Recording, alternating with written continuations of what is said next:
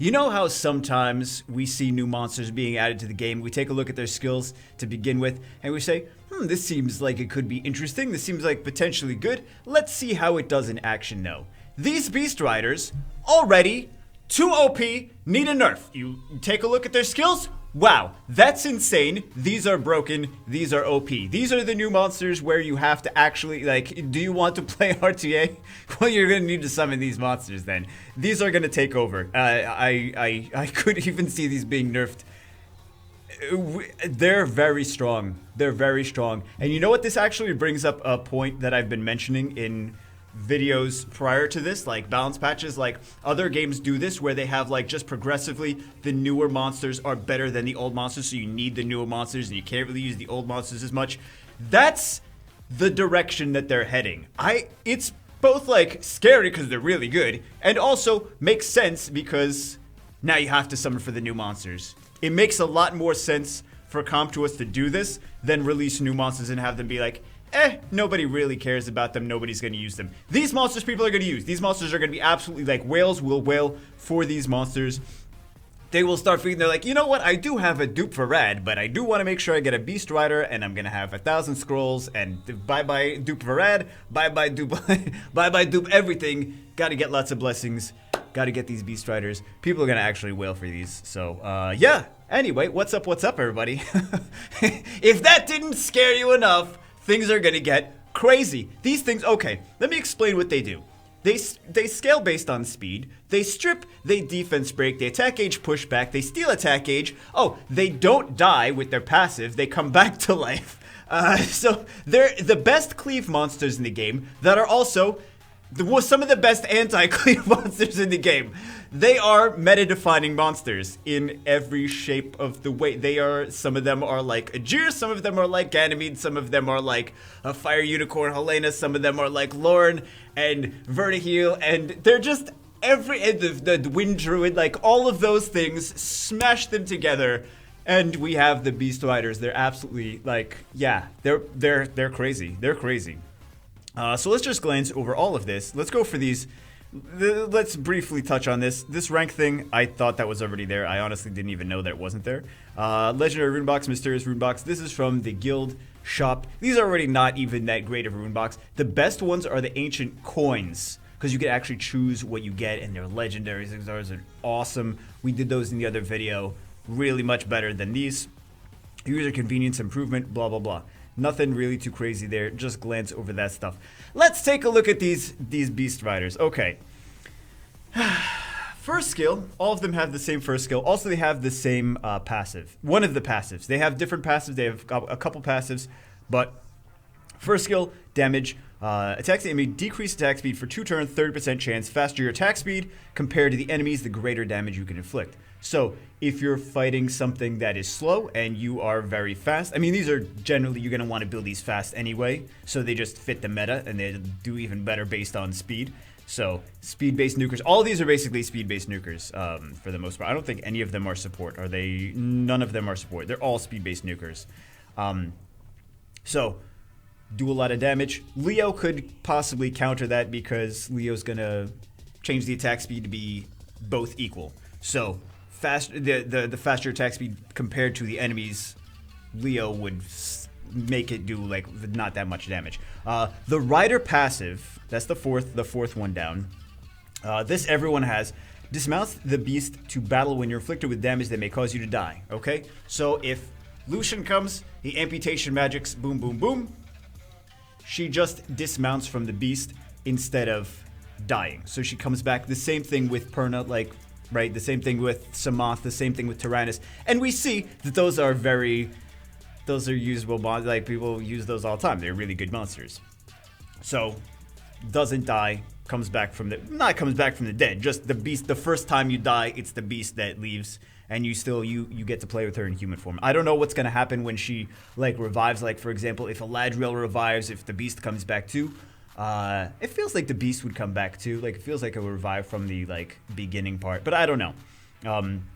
So that is both the first skill and the passive, which is crazy. Fast Link, second skill. Faster attack speed, greater damage becomes. Attacks the enemy with the beast 2 times.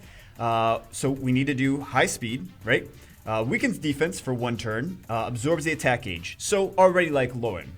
Lauren's a good monster. Lauren's very meta, right? So this is like Lauren. Absorbs the enemy's attack bar by 25%. So it absorbs it. For each harmful effect, grant on target up to 100%. So it's like Lauren, it's like Ajir. Already. Not bad. But it's speed-based DPS. So, for the same reason, you put lots of speed on Lauren, you put lots of speed on Ajir. These are both very meta units. Imagine if Lauren and Ajir didn't die, revived themselves. Yeah, that seems very scary, doesn't it? Attack bar increasing skill effect grant on yourself. This is a Wild Steps passive. Attack bar increasing skill effect granted on yourself increased by 50%. Attack bar decreasing skill effect granted on yourself decreases by 50%. So if you get hit by Lauren and Ajir, it's not going to decrease as much because part of her passive prevents that. But if you use a Vertiheal on your team, ATB increase skill, it's going to increase it even more. Scary. It's very scary. Attack speed increases by 15% whenever your attack bar increases due to skills. So she gets even faster. Faster than fast. She self-buffs her speed. That's scary, and it keeps stacking. You know how Artemiel stacks his defense? You know how, you know how Leica stacks his attack power and everything like that? The monkey stacks, Fire Monkey stacks his attack power. Speed stacking increases her speed. 5 times. That's really good. It's really good. Okay, so then that's beast form, right? Already really good. When she's in human form, she's a weaker version of the beast form. Attacks the enemy to decrease attack speed, Spear of Protector. It's the same one actually, so we don't need to really focus too much on that. Fast Spear Throw. So that is kind of a weaker version of the Fast Link. Faster attack speed, the greater damage it becomes. Attacks the enemy to absorb an enemy's attack bar by 25% for each harmful effect granted on target, up to 100%. So it doesn't defense break though. So you don't get like the team up, it does less damage.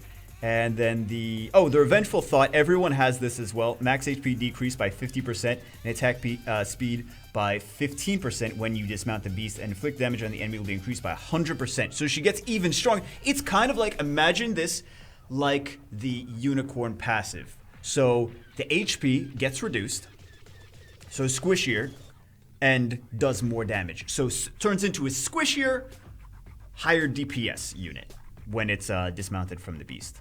Same thing like with the unicorns, where like the wind one, for example, does more damage in human form, but it's squishier. So think about that kind of like that. That's like, it's very similar to the way Tyrannus works. Like, these monsters are kind of similar to the way Tyrannus works, kind of similar to the way Diana works in a few different aspects, like self-revive, and then squishier in human form than in the human plus panther form. It's ridiculous. It's really ridiculous. That's just the fire one. So the fire one's already OP. We've established that fire one is OP. Try to get the fire one. Oh, there's there's more. There's more. Water one, Spear of Protector, which we already saw. The Fast Link, faster attack speed. It's the same one as the Fire one, right? Same one as the Fire one. The Wild Steps passive, where the Fire one has the Wild Steps passive with the attack gauge increasing skills and the attack gauge decreasing when you're hit with attack gauge decrease.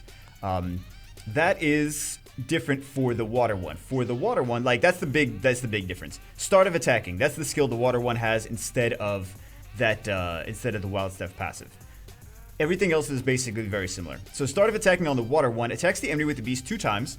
Beast attack removes all beneficial effects granted on the enemy, and the rider's attack ignores the enemy's defense by 35% for each beneficial effect the beast removed. Afterwards, the attack bar of all allies will be increased up to 50% in proportion to the enemy's lost HP from this attack.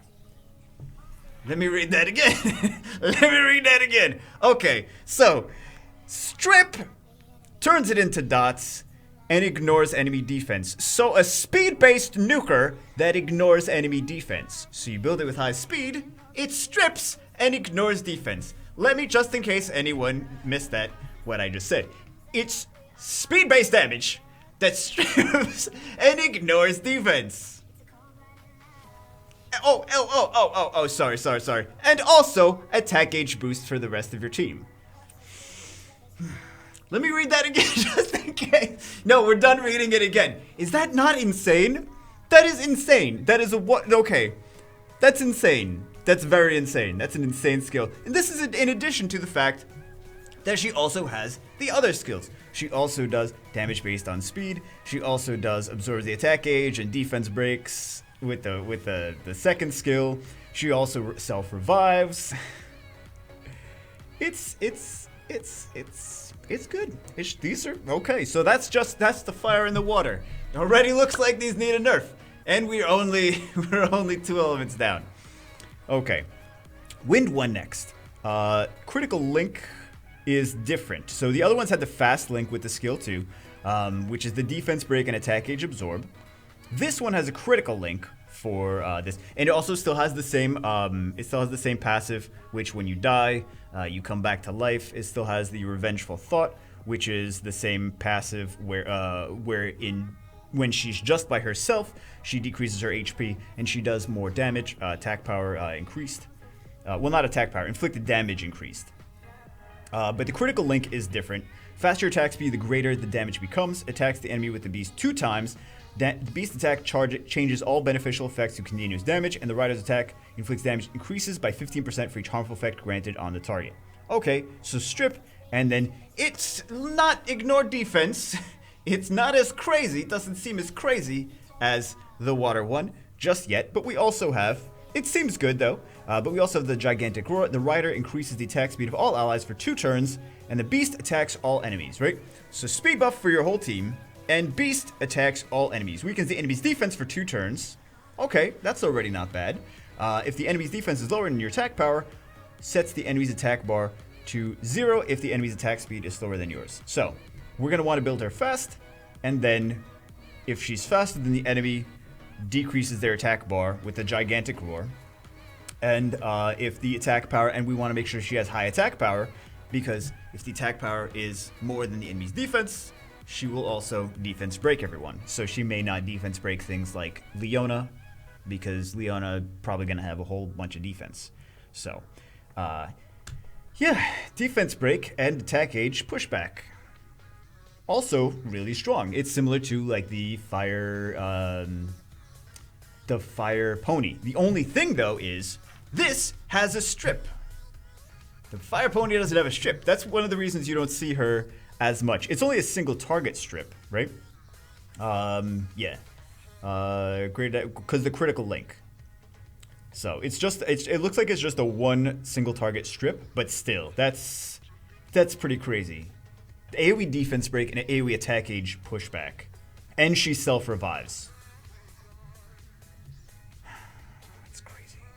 It's already crazy. They're already all crazy. Like already, there's no. I don't see anything that I'm like, oh, you know what? I wouldn't build that. Like if I got any of these on any account, I would build them immediately. Like I would be like, hey, this is crazy, amazing. Thank you very much. And then we have these. The light darks. Okay, so let's take a look at the light darks. The critical link from the light one is the same as the wind one, which is strip and does damage based on the harmful effects. The more harmful effects granted on target, the more damage it's going to do. Wild chase passive for the light one. The attack speed increases by 35% each time an enemy gains a turn. So it's like if you're using vertical or whatever, it's going to keep increasing. It's kind of like the dark Horus, right? Kind of like the Dark Horse. Up to 5 times. The increased attack speed resets when your turn ends. In addition, decreases the enemy's attack bar by 30% with each attack. So it's like a better version of the Dark Horse, basically. Yeah. For the most part, like you don't even need the light dark ones to be OP. The light one is actually still already good. I know she's gonna be hard to get, but you don't even need to be like, I need the light one. The light one's good. Especially in turn cycle, like crazy turn cycling teams, like, but you don't need the light dark ones. Like the regular elements are pretty OP already. I kind of think maybe even better. Like they just seem maybe even better than the light one. But the light one's still good. It's not that she's not good. It's that she's good, and the other ones they're just better. They're just okay. Anyway. The dark one, Fast Link, it's the same as the water and the fire one that we already talked about. Faster attack speed, greater damage becomes. Defense break and attack gauge absorb, which is really good. I love that skill. And then the Light Knight Ambush attacks all enemies with the beast 2 times. Beast attack sets the enemy's attack bar to 0, and the rider's attack inflicts damage that increase up to 100% in proportion to the attack bar that the beast decreased. That's still strong. Attack gauge decrease, and then extra damage based on. So, I'm thinking like Tiana Galleon and Late Night Ambush. That's just gonna wreck everyone, right? In arena, like that's just gonna do brutal damage. It seems like that's just gonna do brutal damage. That'd be a great arena offense like DPS unit. I don't know. I honestly feel that the fire, water, and wind ones. I don't know. Do you guys feel like the fire and water and wind ones are even more OP this time than the light dark ones? Like the light dark ones aren't even bad, but it seems like one is a better version of the Dark Horse, and this one is just the dark one is just a really good DPS unit. But these fire, water, wind ones, like I feel like you're gonna see a whole crap load of fire and water ones in the meta at the very least. I don't know, man. These are all really good units. These are all really good units. I need to get one. Like, I can live without demons, but these are meta now. These, I don't know. I'm kind of scared to get one though, cause will they get nerfed?